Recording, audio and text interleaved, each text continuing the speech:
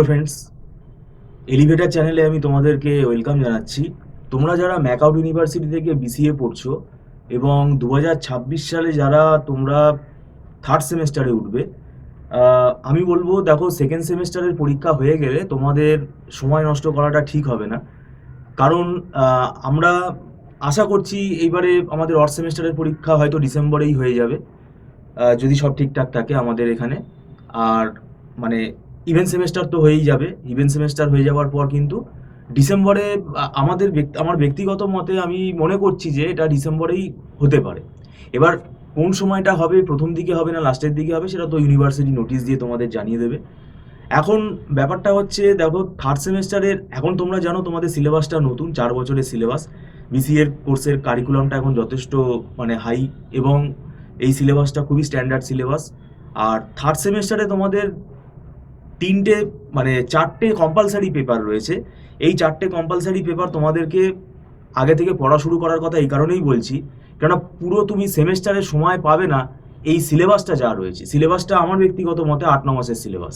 তোমাদের প্রথমে আছে প্রবাবিলিটি অ্যান্ড স্ট্যাটিস্টিক্স, তারপরে ডিবিএমএস আছে, তারপরে সফটওয়্যার ইঞ্জিনিয়ারিং আছে, তারপরে পাইথন প্রোগ্রামিং আছে।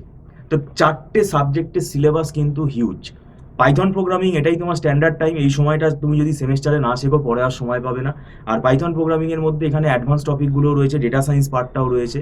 সফটওয়্যার ইঞ্জিনিয়ারিং কিন্তু একটা প্রিন্সিপাল, এই প্রিন্সিপালগুলোর মধ্যে অনেক ম্যাথামেটিক্যাল ক্যালকুলেশন আছে, অনেক অ্যালগোরিদম আছে, অনেক স্ট্র্যাটেজি আছে, অনেক ড্রয়িং আছে। এগুলো সব শিখতে হবে, এবং সফটওয়্যার ইঞ্জিনিয়ারিং থেকে কেস স্টাডিজ বেস কোয়েশ্চেন আছে, এবং এই কোয়েশ্চেনগুলো যথেষ্ট বেশি মার্কস ক্যারি করে।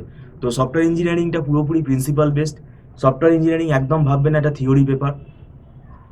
তারপরে ডেটাবেস ম্যানেজমেন্ট সিস্টেমটার মধ্যে অনেকগুলো পার্ট আছে, ডেটাবেস ডিজাইন আছে, তারপরে তোমার এসকিউএল প্রোগ্রামিং আছে, পিএলএসকিউএল প্রোগ্রামিং আছে, ট্রানজাকশন ম্যানেজমেন্ট আছে, কোয়ারি অপটিমাইজেশন আছে, রিলেশনাল অ্যালজেব্রা আছে, এই এতগুলো টপিক আছে। তো এগুলো কিন্তু সবই শেখার ব্যাপার, না শিখে মুখস্থ করে বানিয়ে লিখে আসতে পারবে না। এবং মানে তোমরা ফার্স্ট সেম সেকেন্ড সেম পরীক্ষা দিয়ে বুঝেই যাচ্ছ যে না পড়লে তার পরিণতিটা কি হতে পারে। তো সেই জন্যই আমি বলছি যে এই সিলেবাস খুব ভালো করে তোমাদের আগে থেকে পড়া শুরু করতে হবে।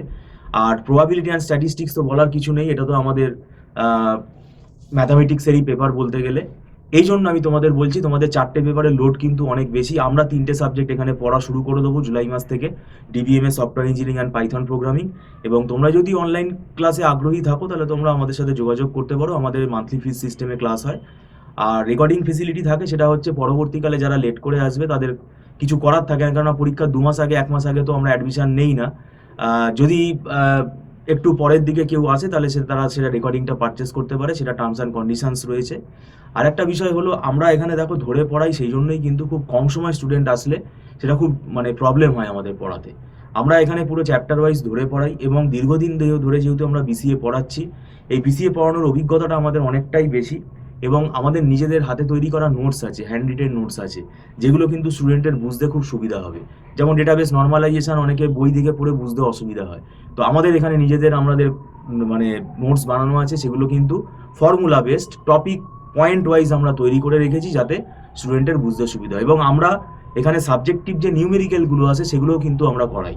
যেমন ডেটাবেস ম্যানেজমেন্ট সিস্টেমে কিন্তু বেশিরভাগ নিউমেরিক্যাল চলে আসে, যেমন ফাংশনাল ডিপেন্ডেন্সির ওপরে আসতে পারে, নর্মালাইজেশন থেকে আসতে পারে, কোয়ারি অপটিমাইজেশন থেকে আসতে পারে, ট্রানজাকশন ম্যানেজমেন্ট থেকে আসতে পারে। তো এই নিউমেরিক্যালগুলো কিন্তু লজিক ক্লিয়ার না থাকলে করতে পারবে না। আর পাইথন প্রোগ্রামিং আমি আবারও বললাম, পাইথনটাকে এখানে ক্যাজুয়ালভাবে একদমই নেবে না, কেন এই সুযোগটা কাজে লাগাতে হবে। এই সেমেস্টারে তুমি যদি ভালো করে পাইথন না শেখো, পরবর্তীকালে তোমাদের যে মেজর প্রজেক্ট, মাইনর প্রজেক্ট, সেখানে কিন্তু পাইথন তুমি আর ইউজ করতে পারবে না। তো সেই জন্য এখানে কিন্তু খুব ভালো করে পাইথনটা শিখতে হবে। আর আমাদের ক্লাস আমরা স্টার্ট করে দিতে চলেছি জুলাই মাস থেকে।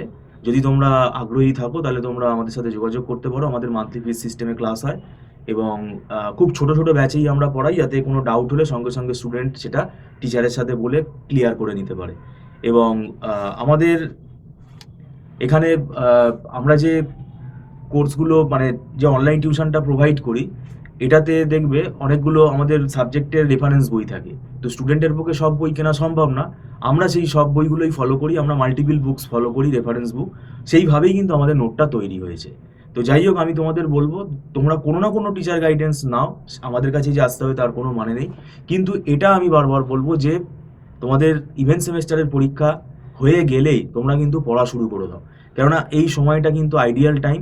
কেননা যা সময় তুমি পাবে, যদি ডিসেম্বরে পরীক্ষা হয়, সম্ভবত ডিসেম্বরে যদি হয়, তাহলে সেক্ষেত্রে তুমি কিন্তু ভাববে যে এখন অনেক দেরি আছে পরীক্ষা, আমার সিলেবাস কমপ্লিট হয়ে যাবে। কোনোভাবেই কমপ্লিট করতে পারবে না যদি তোমাকে ধরে পড়তে হয়। আর এখন দেখবে কোনো সাজেশান 10 ইয়ার্স এগুলো পড়ে কোনো লাভ হয় না, কোনো মিলবে না, কারণ এখন সিলেবাসটা নতুন এবং নতুন ফরম্যাট। তাই তোমাকে সবই পড়ে যেতে হবে এবং সেটা একটা স্ট্র্যাটেজিক ওয়েতে পড়তে হবে। তো যাই হোক, ভিডিওটা সম্পূর্ণ দেখার জন্য থ্যাংক ইউ সো মাচ।